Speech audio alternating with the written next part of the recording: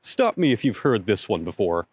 In the 18th and 19th centuries, bayonets used to be triangular, and this was to make them more deadly because a triangular blade creates a wound that is impossible to suture, causing the recipient of the wound to bleed out slowly and painfully.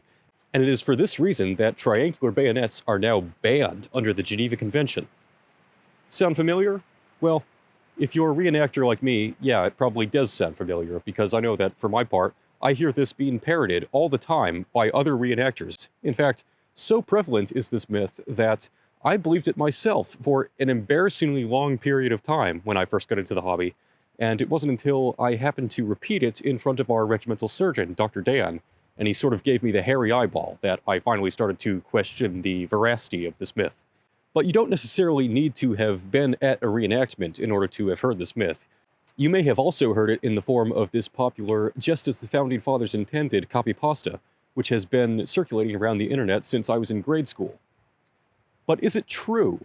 Does a triangular bayonet really create a wound that is impossible to suture? Well, let's find out.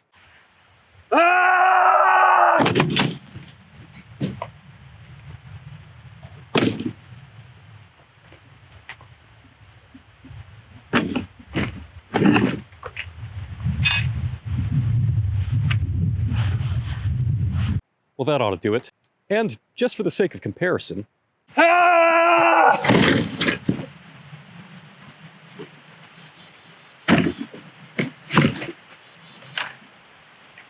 Now, I know what you're probably thinking. Oh, that's cardboard. It's not a suitable analog for the human body. I know. But it's the only thing that I have to work with right now, so shut up. I'm trying to make a point. Anyway, the supposed logic here is that with a wound left by a traditional two-sided bayonet, it's no big deal. You just stitch across along the length of the wound, and hey, presto, you're done. But with a triangular blade, you're looking at a three-sided wound. So you can stitch two sides of the wound closed, no biggie, but oh shit, this side is still open. What are you going to do? Well, if you go to stitch the third side, you run the risk of opening the stitches on the other side. So, oh well, I guess the patient is just going to have to bleed to death. Or are they? Well, let's consult the historical record and see if we can find any examples of soldiers being treated for bayonet wounds during the time period when these sorts of bayonets were used. And just like that, with a little help from Google Scholar, we have an entry from the Confederate States Medical Journal, dated September 1st, 1864, in which a Confederate surgeon of the 3rd South Carolina Battalion, Kershaw's Division, describes treating not one, but two bayonet wounds. Word of caution before we begin, though, his descriptions are pretty graphic, so if you're squeamish, I highly recommend that you skip to this timestamp in the video. Oh, and also, good luck to me for trying to get this video monetized. Case 1. Private Winston Tinkler, Company G, 3rd Battalion, South Carolina Infantry, was wounded in a bayonet charge of the enemy on 8th May at Spotsylvania Courthouse, Virginia. He was brought to the infirmary an hour after reception of his wound. On examination, two apertures were discovered. One, a triangular, ragged opening in the back about 1/2 inch to the right of the 10th dorsal vertebrae, and the other a small puncture, 3 inches below the right nipple, near the angle of the 9th rib. He states that as the enemy's line advanced, he was in a stooping posture, loading and firing rapidly. While thus engaged, he was transfixed by a bayonet, and he asserts positively that he distinctly felt the withdrawal of the weapon. When first brought to me, the following symptoms presented themselves. His face was pallid and anxious, nostrils distended, skin cool, pulse weak, but somewhat excited, breathing difficult and labored. There was slight oozing of blood from the posterior orifice, which was contracted, and bloody expectoration similar to that occurring in gunshot injuries of the lungs.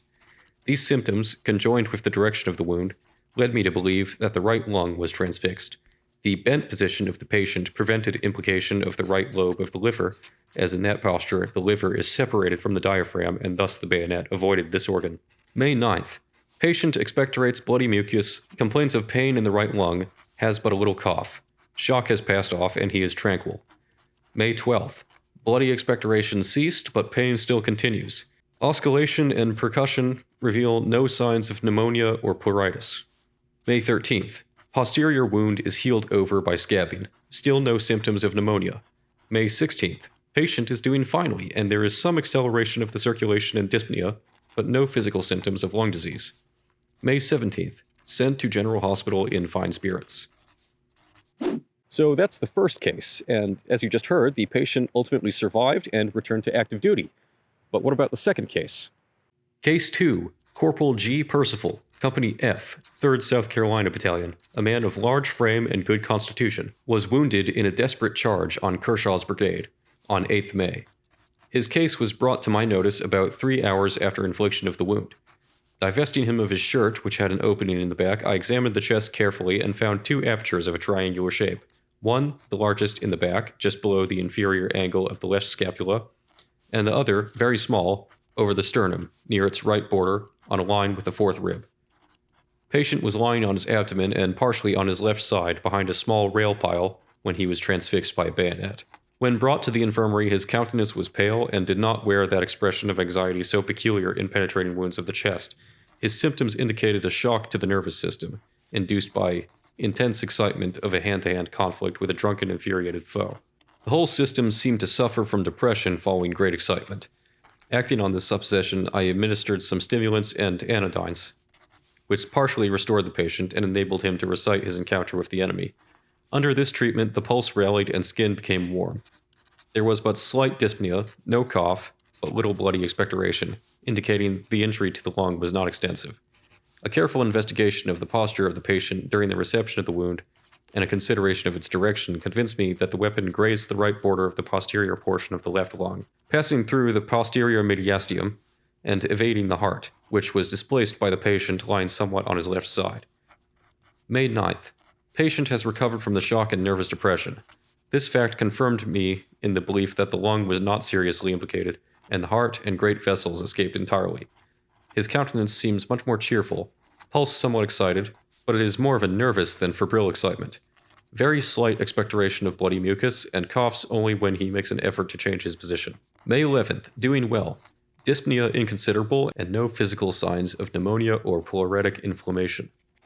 His bowels have been costive, and mild etheric was ordered. May 16th.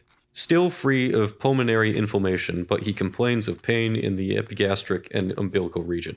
Emollient poultices were applied, and anodyne administered at bedtime. May 17th. Pain has discontinued, and patient is again in good spirits. May 19th. Sent to General Hospital. Both patients are now, in July, on duty with their command.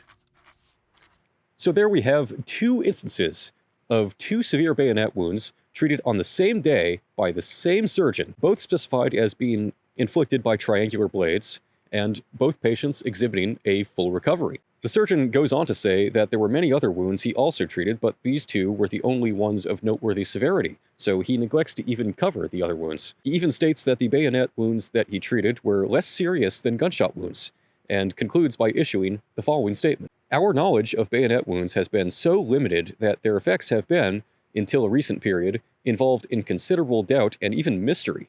Experience, however, teaches that we have exaggerated the nature of these injuries and attributed them to formidable qualities which they happily do not possess. So if the triangular blade is not the death sentence that so many purport it to be, then what then is the purpose of the unusual shape? Well, at the end of the day, it has more to do with forging methods of the period than anything else. Triangular blades provided more strength and stability over a traditional 2-sided blade, which makes them less likely to bend when thrusting at an opponent. The distinctive wound was merely a byproduct of the unconventional shape, and not an intentional design feature designed to inflict unnecessary amounts of pain. So the claim that triangular bayonets are banned by the GeNeVa Convention is likewise bogus. The GeNeVa Convention, in fact, makes no mention of triangular blades at all, and in fact only prohibits bayonets with serrated edges. And here's the thing, even if triangular blades did create a more lethal wound, at the end of the day, it doesn't really matter because that's not their point. They're more of a psychological weapon than anything else. In the American Revolution, when the British are driving the rebels off the field at the point of bayonet, the only thought that the Americans are thinking at that point is, pointy thing bad. You know, they're not thinking, oh, I don't want to get stabbed by this particular pointy thing because it's a triangular blade and I'll bleed to death. No, they're just thinking, I don't want to get stabbed. Simple as that. A majority of people do not enjoy or appreciate being stabbed. It all boils down to when a line of soldiers is charging at you and they're screaming and hollering and they all have pointy things on the ends of their muskets, the only thing that you can think about in that moment is, oh crap, I gotta get out of here. And trust me, I happen to know a thing or two about that. Fire upon him, Will! 54! Fire! Cut him! Back! Get back, for the love of God!